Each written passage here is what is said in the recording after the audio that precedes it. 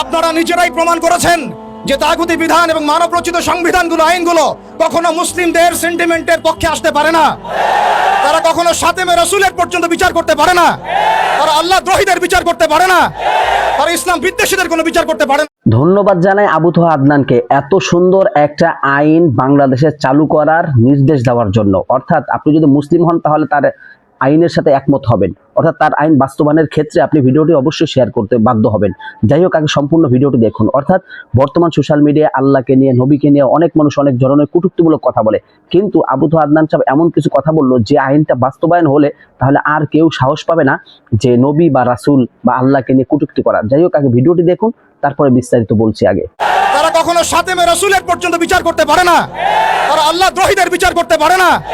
তারা ইসলাম বিদ্বেষীদের কোনো বিচার করতে পারে না। আপনারা পারেন শুধু দুটো কাজ করতে: এক, পশ্চিমাদের তাবেদারি করতে, এবং দুই, ভারতীয়দের তাবেদারি করতে, এবং তাদের অভ্যন্তরীণ দালালদের তাবেদারি করতে।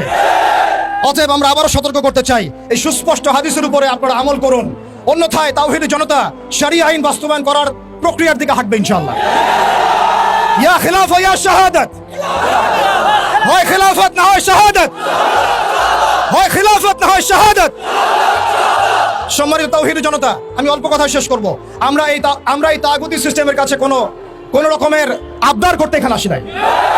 আমরা তাগুতি সিস্টেমের কাছে আবদার করতে আসি নাই, বরং আমরা অধিকার পেশ করতে এসেছি। এটা আমাদের কোনো দাবি না, বরং মৌলিক অধিকার। আমরা আমাদের মৌলিক অধিকার পেশ করতে এসেছি। আজকে আমরা আরো বড় পরিসরে দাবি দাওয়া পেশ করব, বরং এটা আমাদের অধিকার। সেটা হচ্ছে শুধু রাখাল রাহা নয়, বরং যত প্রকার শাতেমে রাসূল আছে, যত প্রকার আল্লাহ দ্রোহী আছে, ইসলাম বিদ্বেষী আছে, প্রশাসনের মধ্যে হোক, আমলাতন্ত্রের মধ্যে হোক, এমপি মন্ত্রীর মধ্যে হোক, জনগণের মধ্যে হোক, ব্লগারদের মধ্যে হোক, যে কোনো শ্রেণী পেশার মধ্যে হোক না কেন, তাদের সবার বিচার বাংলার মাটিতে করতে হবে। দ্বিতীয় কথা হচ্ছে, এই সিস্টেম প্রণয়ন করতে হবে এমনভাবে যাতে আন্তর্জাতিক বিচার ব্যবস্থাকে পর্যালোচনা করে এমন একটা ব্লাসফেমি আইন বাংলাদেশে প্রণয়ন করা হয়, যাতে এই বিষয়গুলোর বিচার তো হয়, ইন ফিউচার, ভবিষ্যতে বাংলাদেশের মাটিতে কেউ আল্লাহ এবং তার রাসূলকে কটূক্তি করার সাহস না পায়।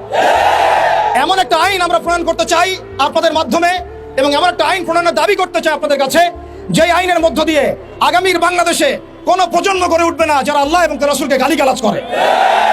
আমরা জানি আপনারা শরিয়া কায়েম করতে পারবেন না, আমরা জানি আপনারা ইমারা কায়েম করতে পারবেন না, আমরা জানি যে আপনারা আল্লাহর বিধানকে আল্লাহর জমিনে বাস্তবায়ন করার ক্ষমতা রাখেন না, কিন্তু অন্তত শাতেমদের বিচারের আইনটা বাস্তবায়ন করে নিজেদের ঈমান এবং মুসলিমত্বের ন্যূনতম পরিচয়টুকু দেন।